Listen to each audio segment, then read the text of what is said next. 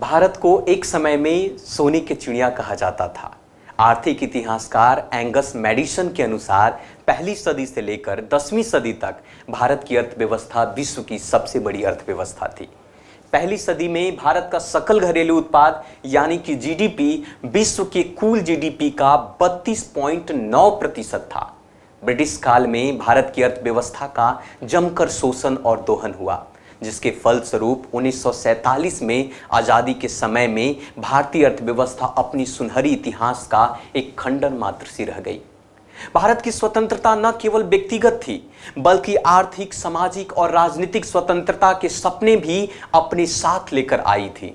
75 साल बाद इन आदर्शों में परिवर्तन आया है, क्योंकि भारत आज 5 ट्रिलियन क्लब में शामिल होना चाहता है।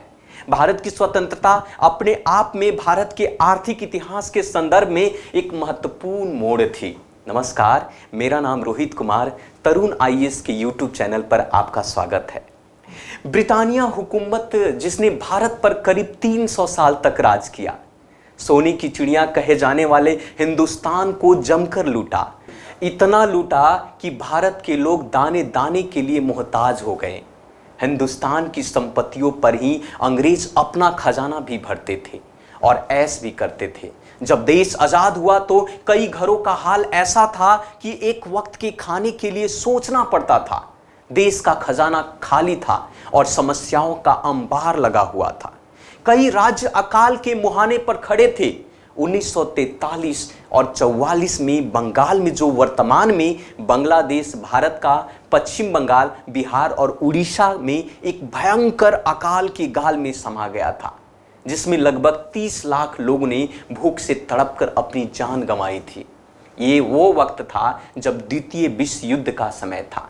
माना जाता है कि अकाल के कारण अनाज के उत्पादन का घटना था, जबकि बंगाल से लगातार अंग्रेजों के द्वारा अनाज का निर्यात हो रहा था। हिंदुस्तान जब आजाद हुआ तो उसकी जीडीपी सिर्फ 2.7 लाख करोड़ थी।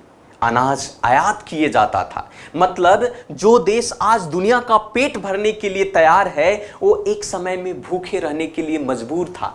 आजादी के बाद नेताओं को यह समझ आ गया था कि अगर भारत अपने पैरों पर खड़ा नहीं हुआ तो बर्बाद हो जाएगा। देश के प्रथम प्रधानमंत्री नेहरू जी से लेकर लाल बहादुर शास्त्री तक ने इस पर काम किया।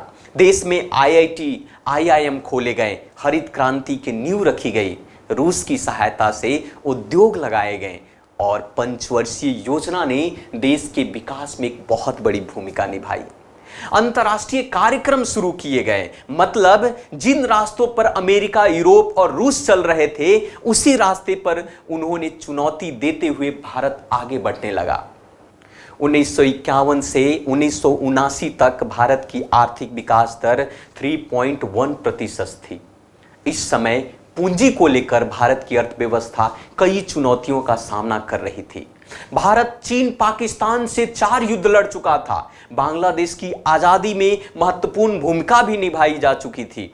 युद्ध के कारण भारत की हालत खराब हो रखी थी। इमरजेंसी लग गई, कई बार चुनाव हुआ, सत्ता में परिवर्तन होते रहे। 90 के दशक में भारत की अर्थव्यवस्था का हाल इतना खराब हुआ था, मानो ऐसा महसूस हो रहा था कि भारत की आर्थिक विकास की सूरज अस्त हो चुका है। गरीबी, भुखमरी, बेरोजगारी की काली रात भारत की अर्थव्यवस्था को निगल रही थी। तभी एक नई उदारीकरण की नीति का फिर से भारत की अर्थव्यवस्था में सूर्योदय होता है। उस समय 1990 में मनमोहन सिंह के नेतृत्व में आर्थिक उदारीकरण की नीति लाई गई। इस नीति से विदेशों से पूंजी भारत में आनी शुरू हुई थी। नए उद्योग का विकास हुआ।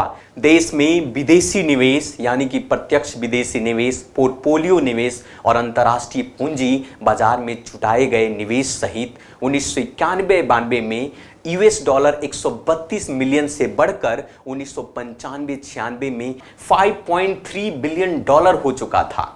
1993-94 में गरीबी 36% से घटकर 1999 से 2000 में 26.1% हो गई थी। 10 वर्षों के भीतर सकल घरेलू उत्पाद में कुल वस्तुओं और सेवाओं के व्यापार का अनुपात 17.2% से बढ़कर 30.6% हो गया।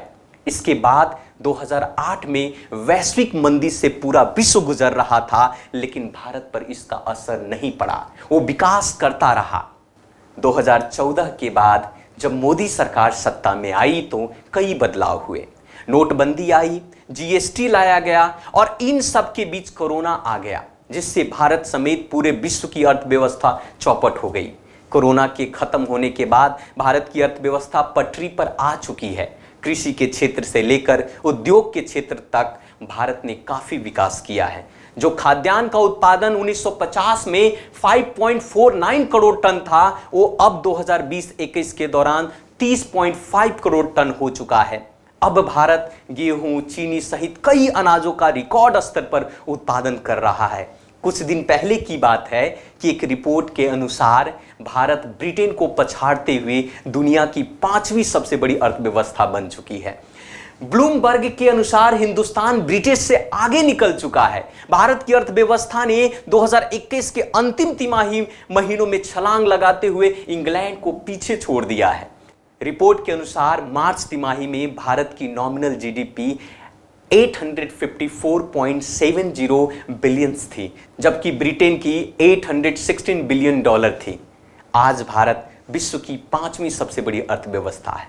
वो दिन दूर नहीं जब भारत दुनिया की सबसे बड़ी अर्थव्यवस्था बन जाएगी, ताकि हम विश्व गुरु बनने के स्वप्न को साकार कर सकें।